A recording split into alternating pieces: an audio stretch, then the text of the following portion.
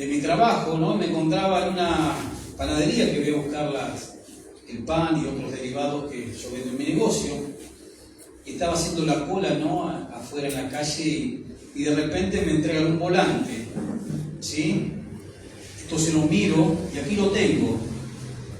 Y se lo voy a leer, lo voy a compartir con ustedes. Dice: expansión de fe, oración por la familia, curación de los enfermos, milagros para todas las necesidades. La fe es la victoria que vence al mundo. Este es el eslogan de este volante. Y yo cuando leía eso, obviamente, ¿no? En mi espíritu había una especie de enojo. ¿Por qué? Porque vemos, ¿no?, como hay gente que todavía en su ignorancia siguen ofertando el Evangelio, siguen vendiendo el Evangelio, ofertando para que todo aquel que quiera venir y comprar lo pueda hacer libremente. Pero no habla del problema real que tiene el ser humano, que es su pecado, lo cual lo está condenando al mismo infierno por toda la eternidad. Cuando ha habido a lo largo de la historia cientos de personas, hombres y mujeres, que han dado su vida por alcanzarle el Evangelio al pecador, pero el Evangelio, no la oferta, no como si estuviéramos vendiendo un artículo más, que es lo que hacen esta gente, ofertando algo tan sagrado, algo tan santo como es el Evangelio, porque el Evangelio es la historia de nuestro Redentor, de su pasión, el derramamiento de su vida en una cruz hasta su última gota.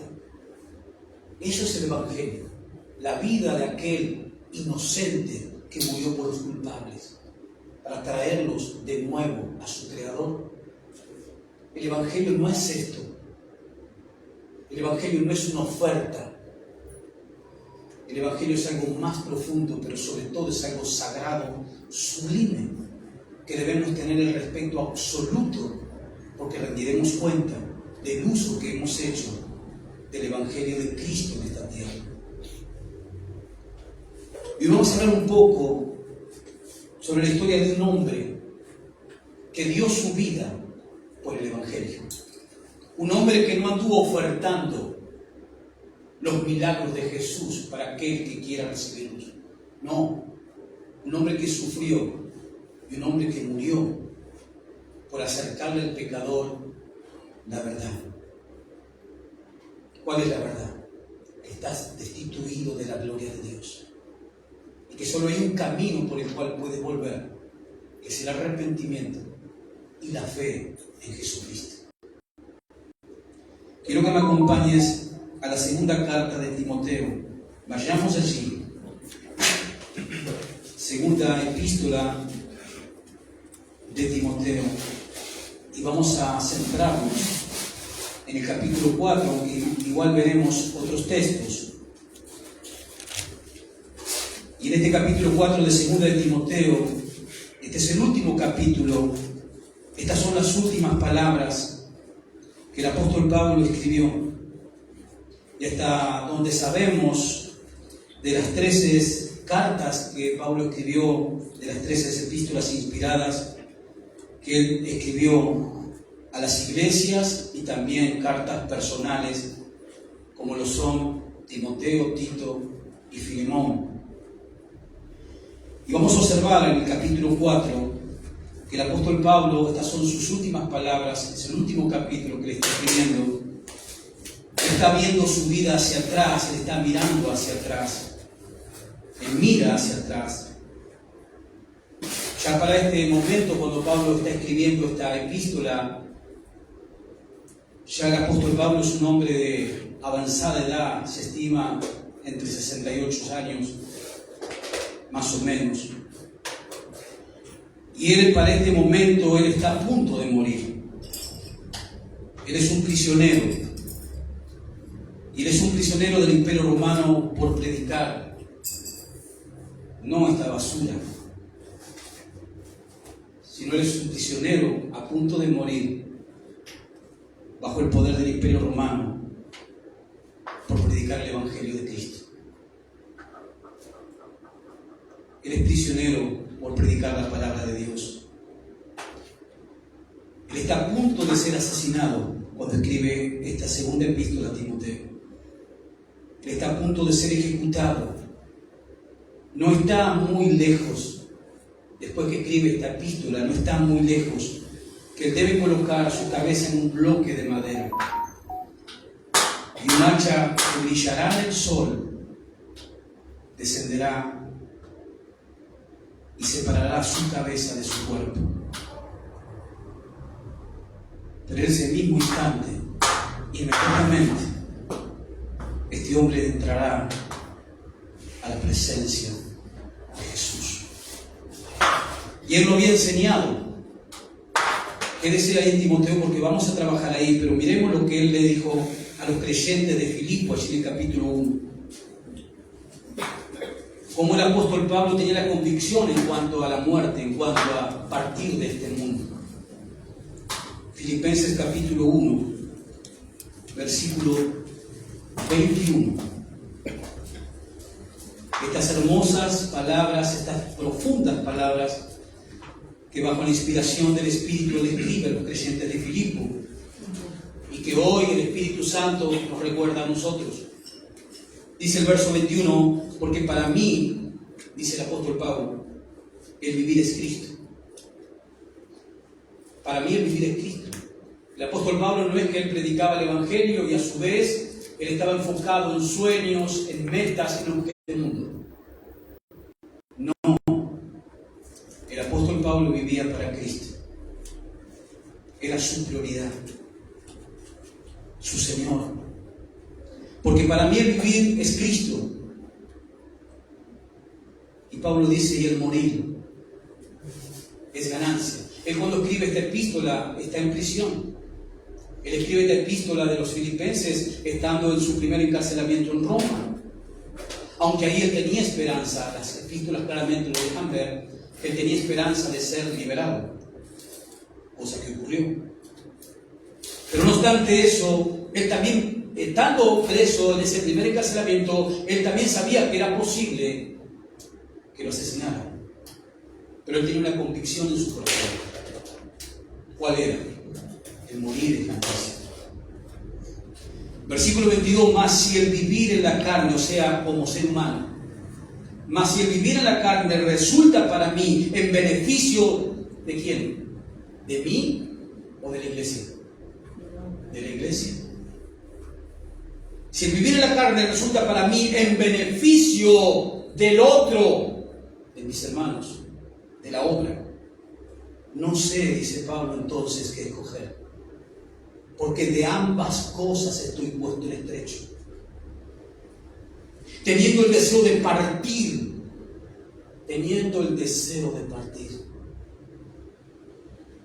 y estar con Cristo, lo cual, y Pablo no dice, es mucho mejor.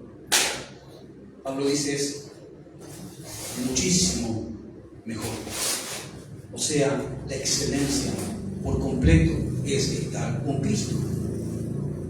Pero quedarme en la carne es más necesario por causa de vosotros, la iglesia. Y confío en esto, sé que quedaré, que aún permaneceré con todos vosotros, para que vuestro provecho y gozo de la fe, para que abunde vuestra gloria de mí en Cristo Jesús, por mi presencia otra vez entre vosotros. Pero Pablo, volvemos a 2 de Timoteo, escribiendo sus últimas palabras en ese capítulo 4, Pablo sabía que estaba cerca que ese verdugo apareciese con la orden del emperador, y él debería colocar su cabeza en ese bloque de madera, y brillaría esa hacha con los rayos del sol y cortarían su cabeza. Pero él sabía que en ese mismo instante él entraría en la presencia de su Señor. Para mí el vivir es ganancia, y esa convicción lo acompañó a él durante todo su ministerio. Ese fue el fin del apóstol Pablo. Ese fue el fin de este hombre en este mundo caído, impío, rebelde. Mundo, como dice la epístola a los Hebreos, que no es digno de tener a los cristianos. Ese fue el fin del apóstol Pablo. Y nosotros podemos y vamos a observar el fin de su vida y podemos pensar que fue un fin triste y un fin desolador. Como vamos a ver en este capítulo 4, él se encuentra solo. Él ha sido abandonado por personas que habían sido cercanas a él, en quienes él había invertido dedicación, tiempo, sacrificio por esas personas a las cuales llevó a Cristo. Ahora él está en el final de sus días. Él está al final de su vida. Él ha llegado al punto más alto, al clímax. Pero él ha sido hasta ese momento leal a su Señor. Él le ha sido fiel a su Señor. Por eso son cosas que nosotros debemos tomar, aplicar a nuestras vidas y corregirnos. ¿Estamos siendo leal? ¿Estamos siendo fiel a nuestro Señor? Aquel que cuando le cantamos con alegría, con gozo, pero en el diario vivir le somos fieles, le somos leales, vivimos para su causa. Pablo lo fue. Él le fue leal a su Salvador, a su Señor. Y ahora él está prisionero en ese momento. No solo que él está prisionero en ese momento, sino que él se encuentra ensangrentado. No solo que se encuentra ensangrentado, sino que él está encadenado por sus verdugos. Y no solo eso, él está a punto de derramar más sangre cuando venga su martirio. Ahora, su vida entera como proclamador del Evangelio de Jesucristo, su vida entera, su ministerio desde que el Señor lo llamó, y el registro lo tenemos en Hechos capítulo 9, su vida entera como predicador de su Señor, a quien le fue fiel y leal, está llena de ¿qué? De aplausos, de reconocimientos. Cuando hacemos un estudio de las epístolas o del libro de Hechos, no.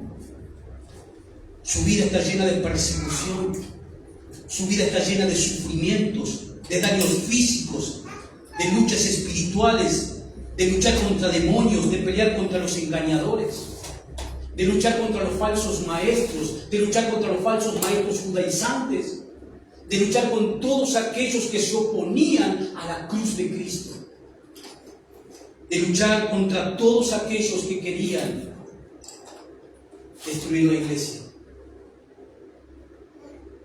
Pero en este momento, en su momento final, aquí cuando Pablo escribe esta carta, no hay recompensas, no hay reconocimiento. Además, en esta misma carta, en este mismo capítulo, Pablo dice todos, no algunos, todos me han abandonado. Y obviamente que en este todo incluye a quien todos su discípulo, a quien él entrenó, enseñó, a quien había preparado, quien debía seguir, continuar con el ministerio. Pero Timoteo también lo había abandonado. Fíjense allí en el capítulo 1, versículo 3. Las palabras de Pablo son para Timoteo: doy gracias a Dios, al cual sirvo de mis mayores con limpia conciencia. ¿A quién le está escribiendo? A Timoteo. Timoteo, doy gracias a Dios, al cual, Timoteo, sirvo de mis mayores con limpia conciencia, de que sin cesar me acuerdo de ti en mis oraciones noche y día. Timoteo, tú estás libre. Yo estoy en prisión, pero yo estoy orando por ti noche y día. Versículo 4, deseando verte al acordarme de tus lágrimas para llenarme de gozo. Acordándome, le dice Pablo a Timoteo, Timoteo, me acuerdo de tus lágrimas. Y Pablo aquí está recordando su última despedida, que ocurrió cuando Pablo hizo una visita breve a Éfeso. Después de haber escrito la primera carta a Timoteo, él fue luego, lo visitó, una visita breve, y él recuerda esa despedida. Las lágrimas de Timoteo cuando debían separarse. Y él le está recordando eso a Timoteo. Verso 4, deseando verte al acordarme, Timoteo, de tus lágrimas para llenarme de gozo. Ese es el amor que se tienen los hijos de Dios. Ese es el amor que tenemos entre hermanos. Ese es el amor que nos deja ver esta relación de Pablo, este apóstol, con su discípulo Timoteo. Porque lo estaba dejando en un lugar difícil. Timoteo tenía que pastorear la iglesia de Éfeso, ordenarla con todas las presiones internas y externas que había. Pablo había recibido noticias de que Timoteo se estaba debilitando. Él está en prisión, a punto de morir. Pero él de alguna manera recibió noticias que Timoteo se estaba debilitando.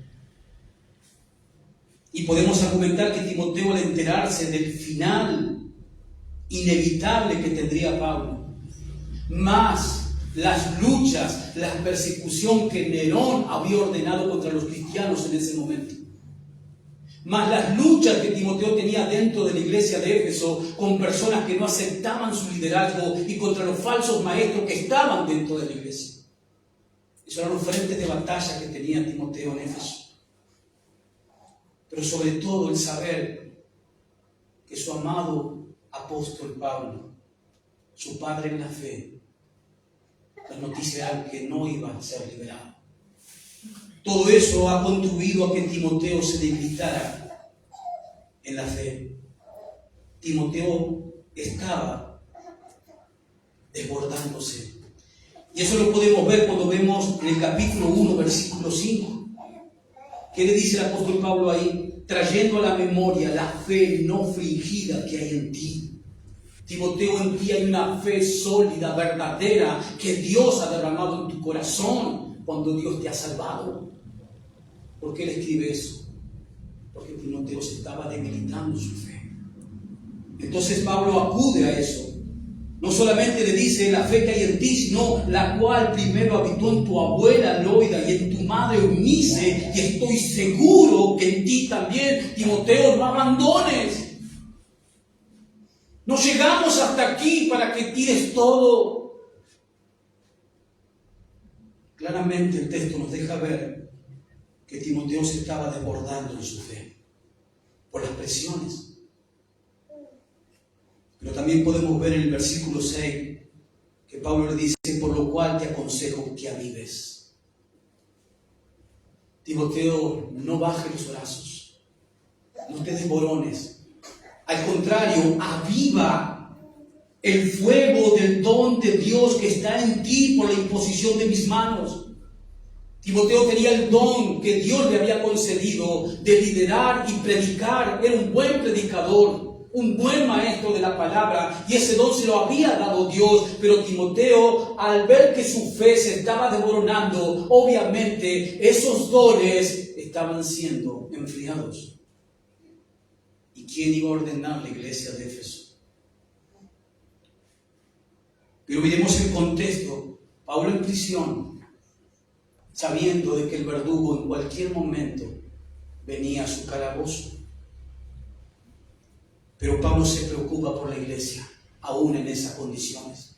Pablo no se estaba fijando en él, en su situación particular. Pablo seguía velando por la iglesia de Cristo. Y Pablo se entera que Timoteo estaba desmoronando, a lo cual Pablo toma una pluma, un rollo de papiro, y comienza a descargar estas instrucciones para este joven discípulo. Timoteo se estaba enfriando. Su capacidad de predicar, su capacidad de enseñar la palabra de Dios estaba siendo detenida. A lo cual Pablo le dice en este versículo 6, aviva el fuego del don de Dios que hay en ti, Timoteo. En el versículo 7 dice, porque no nos ha dado Dios espíritu de cobardía, sino de poder, de amor y de dominio propio. Timoteo se estaba amargando. Timoteo se estaba acobardando. Por eso Pablo le dice y le recuerda, Dios no nos ha dado espíritu de cobardía. Vamos, Timoteo, levántate, sigue luchando. Dios está contigo. Pero claramente el versículo 7 nos deja ver que Timoteo se estaba acobardando, amargando. Y en el versículo 8 sigue diciendo, por tanto no te avergüences de mí. No te avergüences de dar testimonio de nuestro Señor. Timoteo estaba avergonzándose, hermanos, de seguir predicando el nombre de Cristo. ¿Por qué causa? Por la persecución. Nerón había decretado una persecución. Nerón fue quien firmó el decreto de que Pablo sea decapitado. Nerón fue quien firmó el decreto de que el apóstol Pedro en la misma época sea crucificado, y muchos más cristianos. Y a Timoteo le había invadido el temor, el miedo. Por eso Pablo le recuerda en este versículo 8, no te avergüences. Timoteo se estaba avergonzando del nombre de Cristo. Timoteo no quería hablar de Jesús. Y no solo eso, le dice, ni de mí. Timoteo se estaba avergonzando del apóstol Pablo, de su condición de reo y prisionero, pero no por ladrón, sino por predicar la verdad. Pero claramente en ese versículo vemos que Timoteo se estaba avergonzando. Timoteo estaba llegando al punto de no mencionar, de no querer mencionar el nombre de Cristo por miedo a la persecución. Él habrá pensado, Pablo está allí prisionero, no va a salir, lo van a matar por predicar a Cristo. Más vale lo dejo de hacer. Pero ahí apareció Dios a través del apóstol Pablo. Vamos, Timoteo, no te avergüences. No te avergüences del Señor Jesucristo, ni de mí, preso suyo. Timoteo se estaba avergonzando de ser hermano, de ser discípulo del apóstol Pablo, porque éste estaba en prisión. La presión, hermanos, lleva a un ser humano a esos límites. Pero cuando alguien es de Dios, Dios siempre va a estar de una forma o de otra apuntalándote, como lo hizo con Timoteo, para que sigas el camino. Nunca Jesús dijo que iba a ser fácil. Tú sabes bien, tú conoces las Escrituras. Todo lo contrario, Jesús dijo que iba a ser muy difícil. Jesús dijo que era imposible para nosotros, a no ser por la gracia de Dios. Pero vemos claramente en este versículo 8 que Timoteo se estaba avergonzando, no solamente del Señor Jesucristo, sino que Timoteo se estaba avergonzando también del apóstol Pablo. Fíjense en el versículo 12, siempre el capítulo 1, sigue diciendo Pablo, por lo cual asimismo padezco esto. Timoteo, estoy preso, estoy a punto de ser martirizado. Por lo cual asimismo padezco esto, pero no me avergüenzo. Timoteo, aprende de mí, si te sirve mi consejo, aprende de mí. Estoy preso, pero no me avergüenzo, porque estoy preso por predicar a Cristo en un mundo caído, rebelde, impío. Por eso estoy preso. No te avergüences. Imítame a mí, le está diciendo Pablo. Imítame a mí, que yo no me avergüenzo. Y le sigue diciendo Pablo, porque yo sé en quién he creído. ¿Sabe, Timoteo? Yo no me avergüenzo porque yo conozco al Señor. Yo sé en quién he creído. Y estoy seguro que es poderoso para guardar mi depósito para aquel día. Pablo sabía no solamente que iba a morir y en el mismo momento estaría con el Señor, sino que él sabía que había resurrección corporal. Y ahí lo vemos animándolo a Timoteo. Fíjense en el versículo 16. Dice: tenga el Señor misericordia de la casa de Onesífero, porque muchas veces me confortó y no se avergonzó de mis cadenas. Le pone otro ejemplo Pablo a Timoteo. Fíjate de nuestro hermano Onesíforo. Él me buscó en Roma hasta que me halló y él no se avergonzó, sabiendo que era peligroso visitar a un cristiano porque te podían acusar de lo mismo. Y cuando ibas a visitar al reo, quedabas detenido. Pero él le pone el ejemplo de este otro hermano, Onesíforo, diciéndole: él no se avergonzó. Aprende de mí, Timoteo, yo no me avergüenzo de mi Señor, ni de estas cadenas, ni de estar en prisión por predicar su evangelio. En otras palabras, le está diciendo Pablo: imita no solo mi ejemplo, sino el ejemplo de Onesíforo. Pero algo más, fíjese en el versículo 13. Pablo le dice a Timoteo: retén la forma de las sanas palabras que de mí oíste en la fe y amor que es en Cristo Jesús. Otro problema que estaba teniendo Timoteo, ¿cuál era? No estaba reteniendo la doctrina. Había falsos maestros en la iglesia de Éfeso. Había personas que rechazaban su liderazgo. Y Pablo le dice: Timoteo, retén la sana doctrina. Esa palabra retén da la idea en el griego de conservar con fuerza, con decisión, por más que vengan los vientos de persecución, de confusión, de desánimo. Tú retén la palabra. Y así debemos ser, hermanos. Usted piensa que hoy no hay persecución, usted piensa que hoy no hay confusión doctrinal. Sí que la hay. ¿Qué tenemos que hacer? Retener la sana doctrina. Con fuerza, con todas las fibras de nuestro ser. Conservar, con decisión, con convicción. Esta es la doctrina, esta es la verdad. Y no negociarla.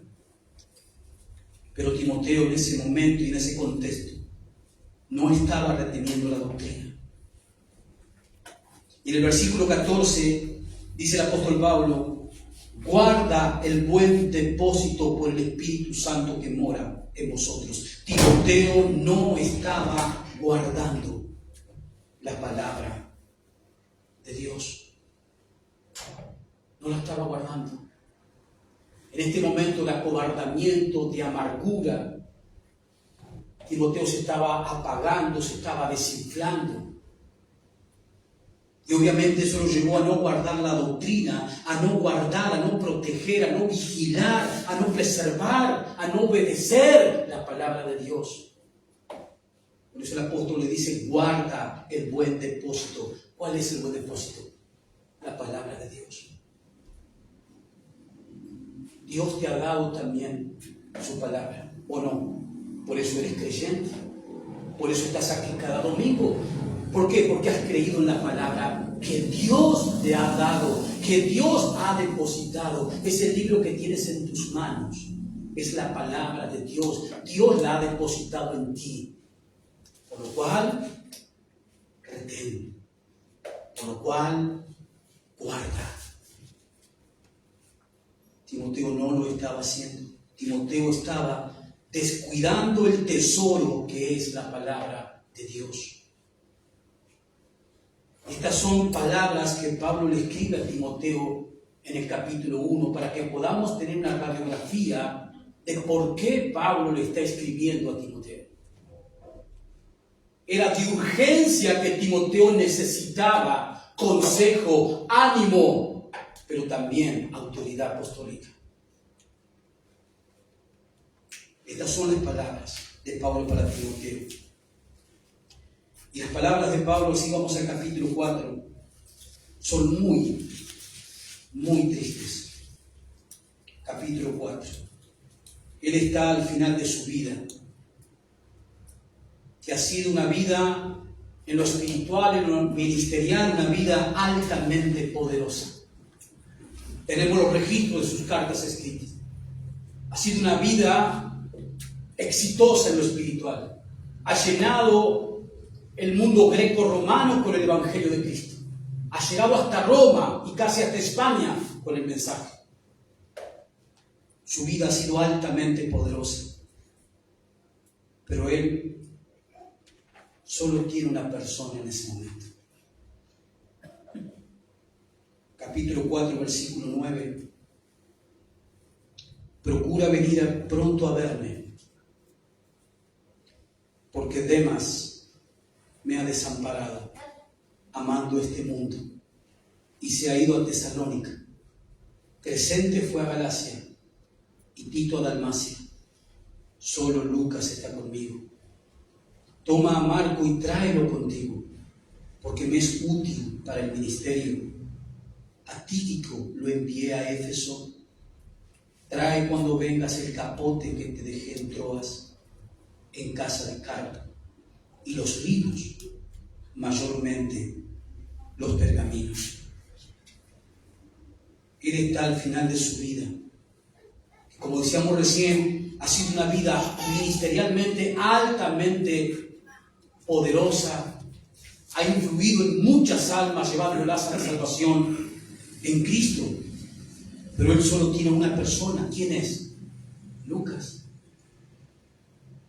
Él solo tiene una persona con él en ese momento tan difícil y tan crucial de su vida, su compañero de lucha, su médico personal, el autor del Evangelio de Lucas, el autor del libro de los Hechos de los Apóstoles. Solo él, Lucas, su compañero de lucha. Además, Lucas también murió martirizado. Fue ahorcado y colgado en un árbol. ¿Por qué? Por predicar el Evangelio. Le sigue diciendo en el versículo 11, solo Lucas está conmigo. Pablo muestra en este momento final, él abre un poco su corazón y nos muestra sus sentimientos. Él quiere compañerismo. Y díganme, ¿no es así? Como humanos, cuando estamos mal, no queremos compañerismo. Él en ese momento final esboza sus sentimientos. Él quiere compañerismo. Él quiere estar rodeado de personas que lo aman. ¿Por qué? Porque la mayoría lo han abandonado. O han sido enviados a otro lugar, como dice el versículo 9 y 11. Y solo Lucas, dice el 11, está conmigo. En el versículo 13, Pablo le escribe diciéndole a Timoteo, trae cuando vengas el capote. Trae el capote, en un abrigo. ¿Por qué causa? El lugar donde fue arrestado y donde el apóstol Pablo estaba, el invierno estaba viniendo y él tiene frío. Él tiene frío y él necesita un abrigo. Todas las personas que a lo largo de su ministerio él influenció, todas las iglesias que a lo largo de su ministerio él fundó, las miles de personas que vinieron a la fe en Jesucristo por su predicación. Y en ese momento, él no tiene a nadie que lo mantenga caliente. Solo Lucas está conmigo, dijo Pablo en el versículo 11. Él sigue diciendo en el mismo texto, trae cuando vengas el capote que dejé en Troas en casa de Carpo y los libros. Estos son rollos de papiro que obviamente tendrían citas del Antiguo Testamento. Pablo era una persona muy estudiosa. Mayormente los pergaminos.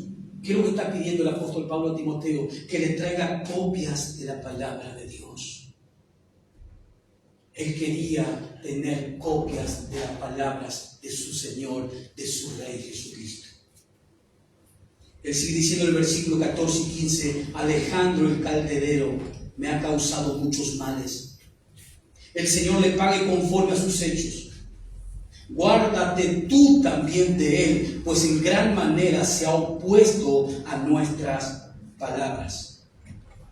Esta era una persona que se dedicaba a hacer templecitos y toda clase de idolatría, que obviamente el apóstol Pablo, al predicar su evangelio, destruía sus negocios. Esta persona obviamente la ha acusado ante las autoridades romanas, y era una de las causas por las cuales también Pablo había sido detenido. Versículo 16, en mi primera defensa ninguno estuvo a mi lado. En mi primera defensa, las cortes romanas, hermanas, tenían dos audiencias. Una para presentarte los cargos y que tú hagas los descargos. Y la segunda audiencia que te daba el imperio era para que vayas a escuchar la sentencia. Si eras inocente o eras culpable. Y Pablo aquí en el versículo 16 se está refiriendo a la primera. Cuando a él lo llevaron detenido y entró hacia en Asia Menor, y fue tan rápido y tan violenta la toma del apóstol Pablo, que no le dieron tiempo ni a agarrar los libros, ni a agarrar el capote, ni nada. Por eso le dice a Timoteo, cuando venga, trae el capote que dejé en la casa de Carpo. Y en esa primera audiencia donde se está refiriendo el apóstol Pablo, verso 16, en mi primera defensa ninguno estuvo a mi lado. Es cuando presentaron los cargos contra él, y seguramente Alejandro, que se oponía arduamente a la predicación del evangelio, estaría acusándolo. En mi primera defensa ninguno estuvo conmigo. Pero fíjense en lo que es el corazón de una persona que ha sido transformada por el amor de Dios. ¿Qué dice al final del versículo 16? Dice, en mi primera defensa ninguno estuvo a mi lado, sino que todos me desampararon.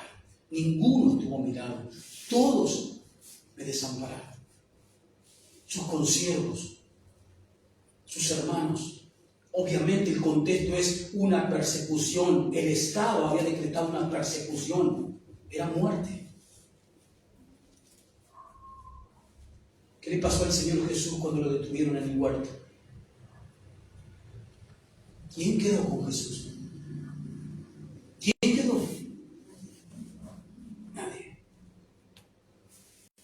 Y durante 3 años, ¿qué hizo el Señor con esos hombres? Saquemos al traidor que había llevado la turba para detener a Jesús. Los otros 11 habían estado durante 3 años con Jesús. Jesús los cuidó. Jesús los alimentó física y espiritualmente.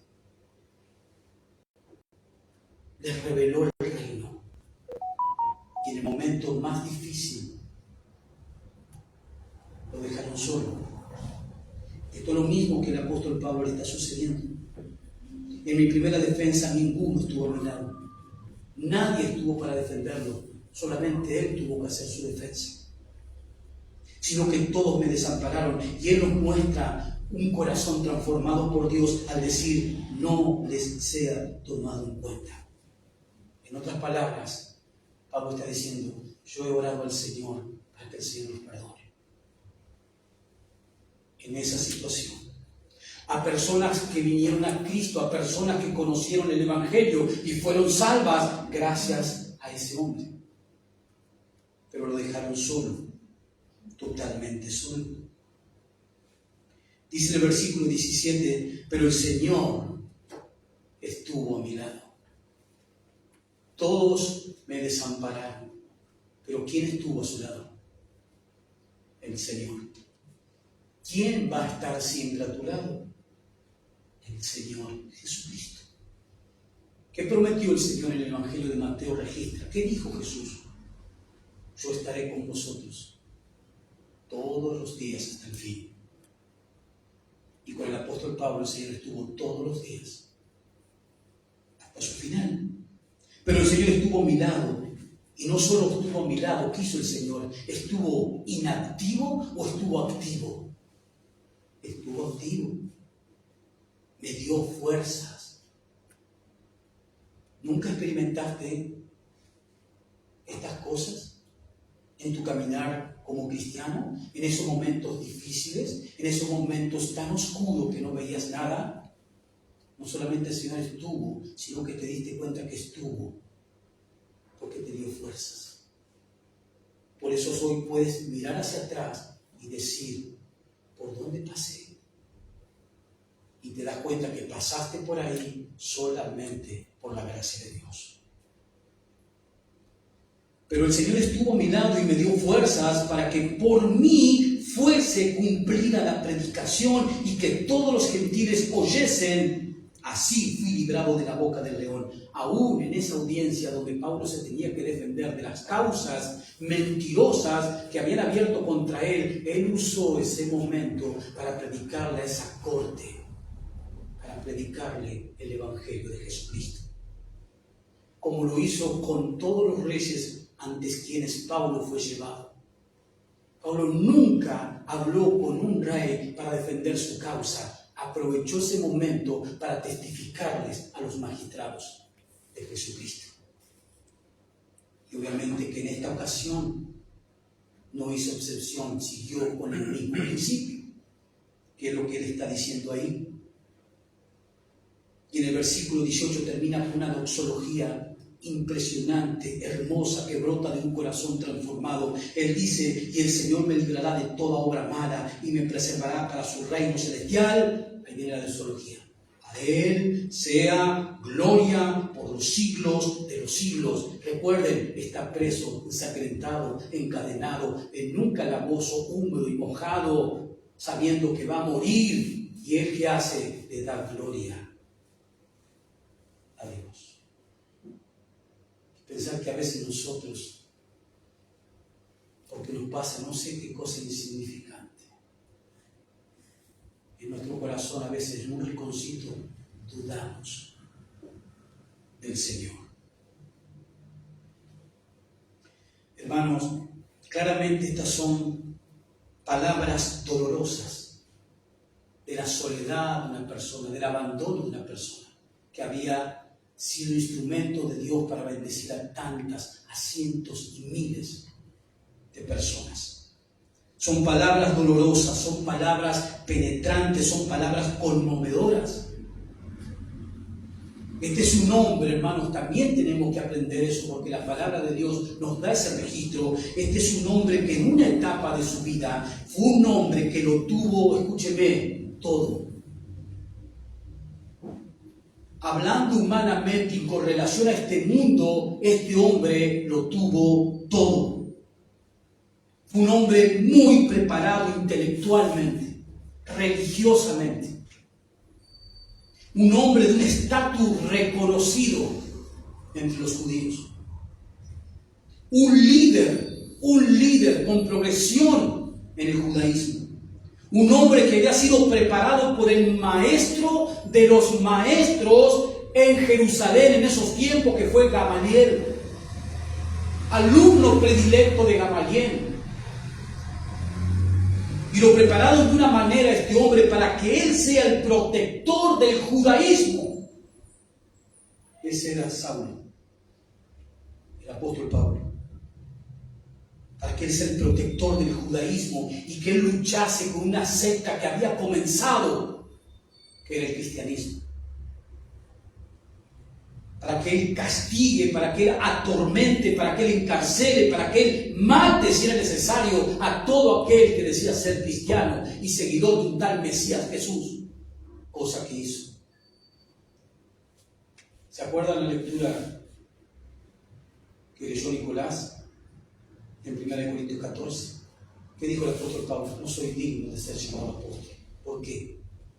Porque perseguí a la iglesia. Pero este era un hombre muy preparado, de un estatus muy alto, muy reconocido, económicamente bien. Pero un día la gracia de Dios en Cristo lo rescató. Y usted me va a decir, ¿cómo que lo rescató? Si este hombre en este mundo lo tenía todo. estatus, fama, economía, liderazgo, reconocimiento. Pero un día camino a Damasco con su corazón lleno de odio hacia los cristianos, con autoridades de las autoridades judías que les habían dado para ir a Damasco a tomarse había alguno de esa secta de nazarenos y traerlos a Jerusalén, hacerlos apostatar o matarlos. Con esa decisión él iba hacia Damasco. Pero ese día la gracia de Dios en Cristo se le manifestó. Y a partir de ahí, inmediatamente a partir de ahí, lo que este hombre hizo el resto de su vida, hasta aquí, hasta 2 de Timoteo capítulo 4, ¿qué fue? Predicar al Señor Jesucristo. A partir de ahí, hasta el último día de su vida, fue predicar y predicar y predicar a Jesucristo, a su Señor, contra toda oposición, estableciendo iglesias a donde iba. Y lo lógico, obviamente, sería que pensemos que ahora estaría rodeado de muchos de aquellos que tendrían motivos de sobra para agradecerle por cómo él había influenciado sus vidas. Pero él está solo. No hay nadie. Él está en un calabozo frío, él está en un calabozo húmedo, él está encadenado y él está en una soledad absoluta. Solo Lucas está conmigo. Versículo 19 dice: saluda a Prisca y Aquila, este gran matrimonio que fue compañero y amigo del apóstol Pablo. Y a la casa de Onesíforo. Erasto se quedó en Corinto y a Trófimo dejé en Mileto enfermo. Timoteo procura venir antes del invierno. Él sabía que no le quedaba mucho tiempo. Eubulo te saluda, y Prudente, Lino, Claudia y todos los hermanos. Obviamente que estos eran hermanos que pertenecían a la iglesia que había en Roma, a la cual él le dirigió una carta años antes. El Señor Jesucristo esté con tu espíritu, Timoteo, y la gracia con todos vosotros. Ahora, hermanos, nos gustaría pensar que un hombre con semejante influencia, con una influencia sin paralelo, sería lógico pensar que él esté rodeado de personas que habían reconocido la dedicación, el sacrificio, el tiempo que él había invertido en todas estas personas. Pero no fue así. Verso 11 claramente lo dice: solo Lucas está conmigo. Pero a pesar de ese panorama sombrío, desgarrador de la vida del apóstol Pablo, fíjese lo que dice en el versículo 9. Versículo 7. Dice el apóstol Pablo: he peleado la buena batalla. He acabado la carrera. Él sabía que era el final. Y he guardado la fe. ¿Qué manera de terminar la vida cristiana? He peleado. ¿Qué más? He acabado y he guardado. Y así es como cada hijo de Dios quiere que irse de este mundo. De esa misma manera, peleando la vida cristiana. ¿Se pelea o no se pelea la vida cristiana? Se pelea contra el pecado, se pelea contra las falsas doctrinas, contra los falsos evangelios. No como aquellos que dicen: no, Dios es amor, no hay que juzgar a nadie. No conocen la vida del apóstol Pablo, no conocen las palabras finales de Pablo. Pablo dice: he peleado la buena batalla. He acabado la carrera, he guardado la fe. Por eso él le dijo a Timoteo: retén las sanas palabras. No descuides el depósito que Dios ha hecho en ti, su bendita y santa palabra. Versículo 8: por lo demás, que dice Pablo, me está guardada la corona de justicia. Él sabía que había galardón. Hay un galardón, hermanos. Después de haber peleado la buena batalla, acabado la carrera, haber guardado la fe, inmediatamente que nos vayamos de este mundo, de esta existencia, hay un galardón que Cristo tiene, con el cual te va a recibir. Eso es lo que Pablo está diciendo. Por lo demás, me está guardada la corona de justicia, la cual me dará el Señor, juez justo, en aquel día. Y no solo a mí, dice Pablo, sino, ¿quién más, Pablo? Sino también a todos los que aman su venida. Y eso incluye a la iglesia, a los verdaderos creyentes. Él termina de esta manera, hermano. Él terminó su paso por este mundo caído, por este mundo rebelde, por este mundo ingrato, por este mundo soberbio, por este mundo impío. Él terminó, ¿cómo terminó? Según versículos 7 y 8. ¿Cómo terminó? ¿Bien o mal? Bien. Él terminó bien, él terminó de manera triunfal. Él sabía que lo guardaba una corona que el juez justo le tenía preparada. Y él no terminó bien porque tuvo el apoyo de amigos fieles. No, no por eso él terminó bien, porque no lo tuvo. Él no terminó bien porque tuvo una multitud de seguidores. ¿Tuvo una multitud de seguidores? Solo Lucas está conmigo. Pero ahora resulta que nos encontramos con youtubers cristianos que tienen miles y miles de seguidores. Hoy nos encontramos con supuestamente cantantes cristianos con miles y miles de seguidores, con un estatus importantísimo, con un nivel de vida lujoso. Supuestamente son adoradores del Señor. Qué diferencia, ¿no? Él terminó bien su carrera. No porque tuvo el apoyo de amigos fieles, no lo tuvo. No porque tuvo una multitud de seguidores fieles, no los tuvo. Él terminó solo. Pero él sí terminó triunfante, como dice el versículo 7 y 8. He peleado la buena batalla, he acabado la carrera, he guardado la fe. Por lo demás me está guardada la corona de justicia. El ministerio del apóstol Pablo fue duro. El ministerio del apóstol Pablo fue ofensivo. ¿Por qué? Porque cuando el evangelio se predica, el mundo se encrespa. ¿Por qué? Porque el evangelio le dice al mundo, le dice al pecador lo que es un pecador, una persona mala. Pero el ministerio del apóstol Pablo fue duro, fue ofensivo, pero fue veraz. Porque él dio la verdad de Dios. No la licuó, no la alivianó, dio la palabra de Dios. Y él fue perseguido. Y él fue perseguido de una manera incansable por los judíos y por los gentiles. Él fue perseguido de una manera incansable por los enemigos de la cruz. Resumiéndolo, él vivió una vida triunfal hasta el final. Él mismo, de puño y letra, lo dice en el versículo 7 y 8. Aunque fue difícil, su transitar fue difícil a lo largo de su vida después de haber sido rescatado por el Señor. No fue fácil. Él fue triunfal, pero no fue fácil su ministerio. Veamos, por ejemplo, en 2 de Corintios, capítulo 4.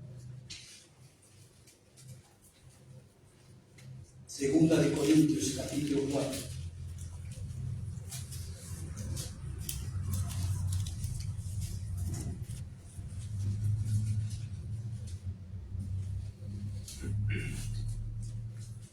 Versículo 7. 4:7. Dice, pero tenemos este tesoro en vasos de barro. Se refiere a la presencia del Espíritu de Dios. Tenemos este tesoro en vasos de barro para que la excelencia del poder sea de Dios y no de nosotros. Que estamos atribulados en todo, mas no angustiados.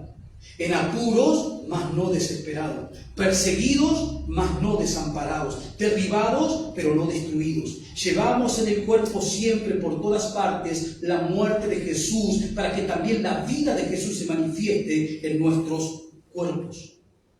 Porque nosotros que vivimos siempre estamos entregados a muerte por causa de Jesús, para que también la vida de Jesús se manifieste en nuestra carne mortal. Capítulo 6, versículo 4.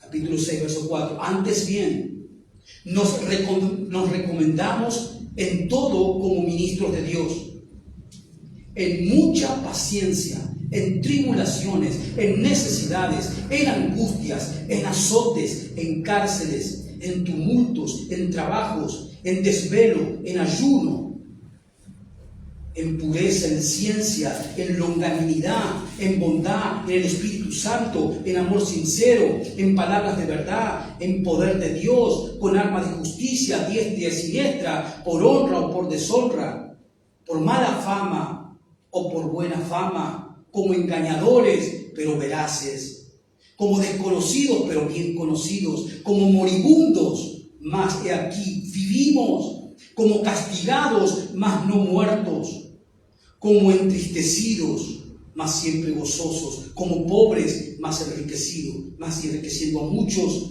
como no teniendo nada, mas poseyéndolo todo. Capítulo 11. Pablo está describiendo lo duro que fue su ministerio. Versículo 23. Refiriéndose a los falsos maestros que había en la iglesia de Corintios, le dicen: ¿son ministros de Cristo?, le dice Pablo. Como si yo estuviera loco hablo. Yo más, dice Pablo. Y acá da las credenciales: en trabajo más abundante, en azotes sin número, en cárceles, más en peligro de muerte muchas veces. De los judíos 5 veces he recibido 40 azotes menos 1. 3 veces he sido azotado con vara. 1 vez apedreado, 3 veces he padecido naufragio. 1 noche y 1 día he estado como náufrago en alta mar. En camino muchas veces, en peligro de río, peligro de ladrones, peligro de los de mi nación, o sea, los judíos, peligro de los gentiles, peligro en la ciudad, peligros en el desierto, peligros en el mar, peligro entre falsos hermanos, en trabajo y fatiga, en mucho desvelo, en hambre y sed, en mucho ayuno, en frío y en desnudez, y además de todas esas cosas, lo que sobre mí me agolpa, lo que aflige mi pecho, está diciendo Pablo, cada día la preocupación por todas las iglesias. Su ministerio fue duro, fue perseguido incansablemente. Ahora, la pregunta que nos tendríamos que hacer es: ¿cómo? ¿Cómo él mantuvo esa fidelidad a su Señor a lo largo de su vida hasta el fin? Y el fin fue el abandono, la soledad absoluta. Nadie para consolarlo, nadie para darle calor en esa prisión fría, nadie para defenderlo. Solo el Señor estuvo ahí, ministrando sus últimos momentos. Pero él, como decía en el versículo 7 y 8, terminó bien. Terminó bien, aunque su ministerio fue duro. Y ahora nos quieren vender muchos, nos quieren mostrar muchos que servir a Cristo, que predicar a Cristo, que ser cristiano es ser famoso, ser exitoso, tener miles de seguidores, ser importante. Pablo, cuando llegaba a una ciudad, a una aldea, lo primero que miraba era una cárcel, porque él sabía que ahí era donde iba a terminar. Pero hoy vemos a nivel mundial predicadores famosos que se hospedan en los mejores hoteles, donde van los grandes empresarios. Ellos también se hospedan ahí. Pero claro, el evangelio que ellos predican no ofende a nadie, porque no es la verdad. Ellos están consagrados con el mundo al cual le hablan. Y le hablan de un Cristo que quiere sanar a todo el mundo, le hablan de un Cristo que quiere prosperar a todo el mundo, le hablan de un Cristo que quiere cumplir los sueños de todo el mundo. Le hablan de un Cristo que lo va a levantar de la silla de rueda, que le va a estirar el pie si lo tiene más largo o más corto que el otro. Eso es vender, eso es ofrecer el evangelio por el cual este hombre dio su vida. El evangelio por el cual este hombre sufrió durante todo su ministerio. Ahora, ¿cómo se mantuvo fiel el apóstol Pablo? ¿Por qué causa se mantuvo fiel a lo largo de toda su vida durante su ministerio? ¿Saben por qué? Porque el apóstol Pablo vivió a base de convicciones. ¿Tú tienes convicciones en el evangelio? El apóstol Pablo vivió en base a convicciones. El apóstol Pablo no llevó adelante su ministerio en base a emociones, que es muy distinto. Las emociones un día están aquí porque toda la semana te salió todo bien, pero es muy probable que la otra semana te salga todo mal. Pero como me salió todo mal y no estoy de ánimo, tampoco tengo ánimo ni para leer la Biblia, ni para estudiar, ni mucho menos de ir a la iglesia. El apóstol Pablo se mantuvo fiel al Señor porque él vivió en base a convicciones, convencimiento total, radical. ¿En qué? En la palabra de Dios. No a base de emociones, sino a convicciones de la palabra de Dios. Él creyó en el evangelio que predicó. ¿Tú crees en el evangelio que predicas? ¿Tú crees en el Jesús que le predicas a los otros? ¿Tú crees en primer lugar? ¿Tú estás creyendo? Él abrazó las verdades del evangelio. Él las abrazó, las atenazó a las verdades del evangelio en lo más profundo de su corazón, con todas sus fuerzas, con todas sus facultades. Él abrazó las verdades de Dios. Y esa es la única manera que alguien puede mantenerse fiel a Cristo. Porque seguir, servir y obedecer a Cristo no es fácil. Yo sé que lo han hecho fácil los falsos. Porque inclusive hasta está de moda en esos círculos herejes ser cristiano. Pero eso no es el evangelio. Jesús claramente lo enseñó. Pero las convicciones es lo único que te va a mantener firme. Te va a ayudar a tener una integridad para servir al Señor. ¿Hasta cuándo? Hasta el final, como fue la vida del apóstol Pablo. Y la primera convicción que tuvo el apóstol Pablo, la primera convicción que él tuvo fue la certeza, la seguridad de la superioridad del nuevo pacto sobre el antiguo pacto. Él vivía bajo el antiguo pacto, el pacto mosaico, el pacto de obedecer la ley para ganar el favor de Dios. Obviamente los judíos sabían que era imposible. Cuando él fue alcanzado por la gracia de Dios y conoció a Cristo y conoció el nuevo pacto, él descansó en ese pacto. Porque ese pacto no era que te ibas a ganar el favor con Dios por medio de las obras, lo cual es imposible y los judíos lo saben muy bien.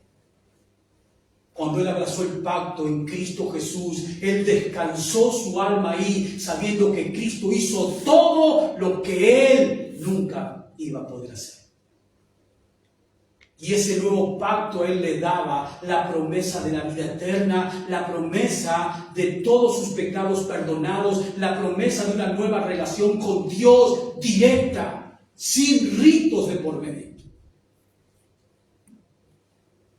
Y a un judío legalista como era Pablo, esa convicción de la superioridad del nuevo pacto y Cristo Jesús le dio las herramientas, la base sólida para que él a partir de ahí empezara a predicar al Cristo de ese nuevo pacto.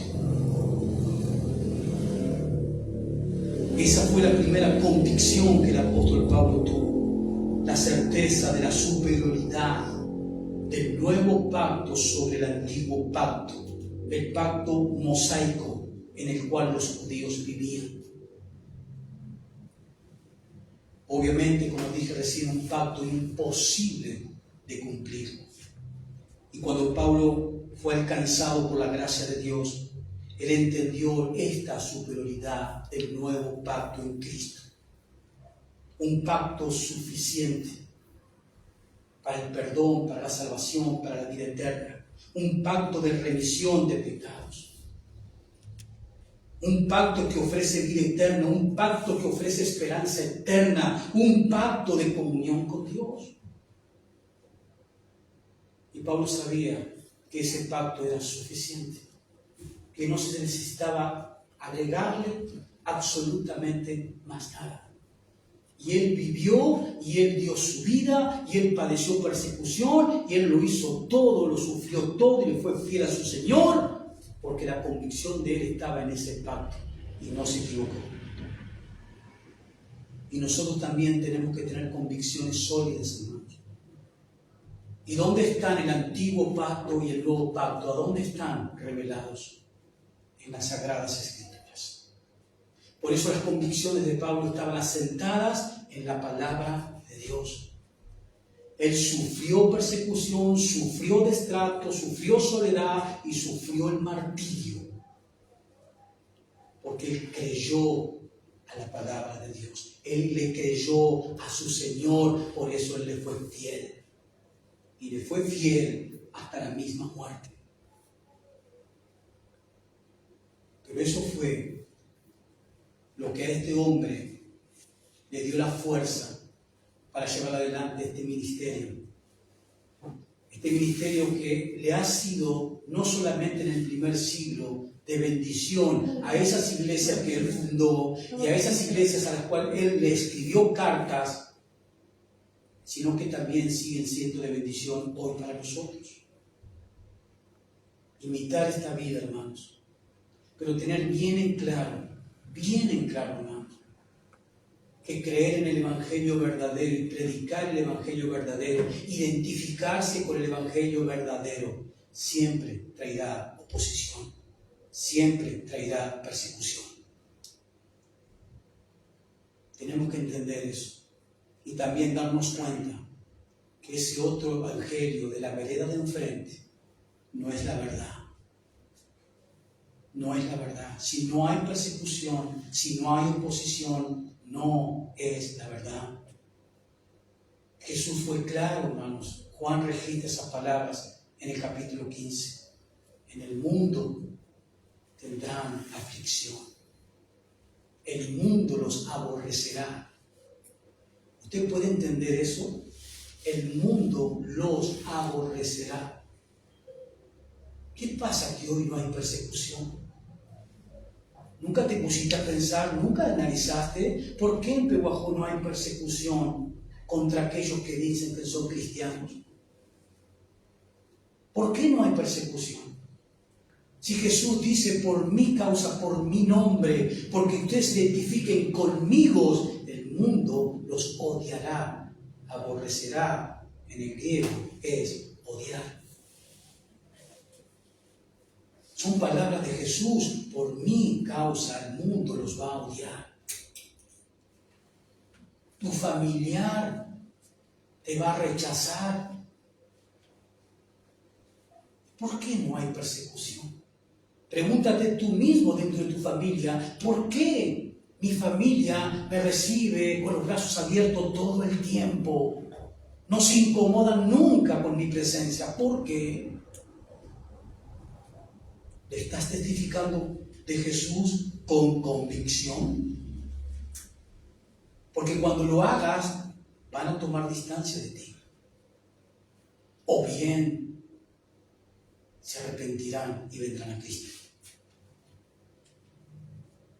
Pero cuando nosotros nos identificamos con Cristo, con el verdadero Evangelio, y lo proclamamos en todo tiempo, en todo lugar, cada vez que tengamos una oportunidad, como hizo el apóstol Pablo, en ese lugar donde él tenía que dar, ¿no? En ese lugar donde él tuvo que ser llamado por las autoridades romanas, él no salió a defender su causa, él les predicó el Evangelio a los magistrados. Cuando tenemos oportunidad con nuestros seres queridos, con nuestros amigos, les hablamos del Evangelio, pero no ese Evangelio falso de decirle, vení a la iglesia que Dios te va a ayudar en tu problema. No, hermano. Dile la verdad, arrepiéntete antes que partas de este mundo. Porque hay juicio y condenación, hay un lugar eterno de sufrimiento. Yo te aconsejo, yo te pido, te suplico con amor porque te quiero. Arrepiéntete, cree en Jesucristo. Cuando hagamos eso, hermano, vamos a comprobar el desprecio, el rechazo. Porque son palabras de Jesús, por causa de mí serán aborrecidos. Pero reflexiona, ¿por qué la iglesia no es perseguida? ¿Por qué la iglesia no es desacreditada, sino que la iglesia anda abrazada por el mundo? Las autoridades mundanas invitan a las iglesias cuando hay un evento X, sea cual sea.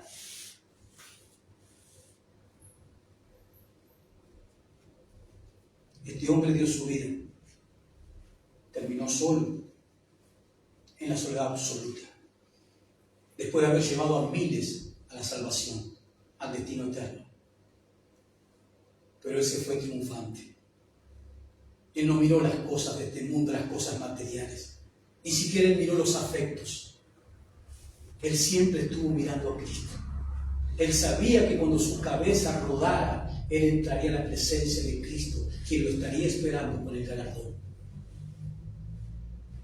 Como dijo Jesús en la parábola, bien, siervo fiel, entra al gozo de tu Señor. ¿No te gustaría escuchar esas palabras ni bien partas de este mundo? Bueno, imita a Pablo. Imita a Pablo.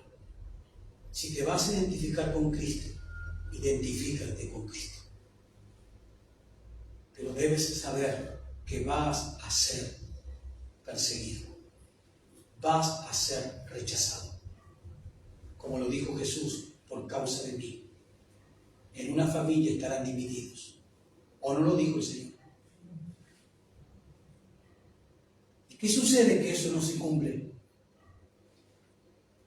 ¿Que fueron palabras para ese tiempo? ¿No tienen vigencia hoy? No las tienen. Lo que hoy no escuchamos, hermanos, es el Evangelio. No escuchamos el Evangelio del señorío de Cristo. La palabra Señor es amo, dueño absoluto. Y ese amo, dueño absoluto, en el libro de los Hechos de los Apóstoles, le manda a todo hombre, a todo lugar, a que se arrepientan. Hermano, pero eso es muy ofensivo. Arréglatela con Dios, es su palabra. Él manda, yo solamente te doy el mensaje, yo soy el mensajero. Él manda, Él te está mandando.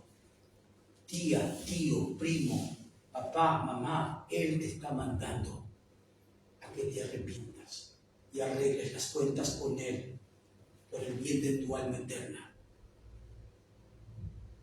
Eso es el Evangelio, convicciones, movidos por el amor, por la gracia, por la misericordia de Dios, pero firmeza al fin, verdad total, absoluta. Amén. Póngase de pie, hermano. Vamos a orar y darle gracias al Señor por su palabra. Señor Jesús, te damos gracias, pero muchas gracias, Padre, por tu palabra, por el ejemplo de la vida que tú nos diste, Señor Jesucristo, a través de tu Hijo, del apóstol Pablo, nuestro hermano, quien ya está en tu presencia hace mucho tiempo, quien está disfrutando de una comunión íntima, personal contigo.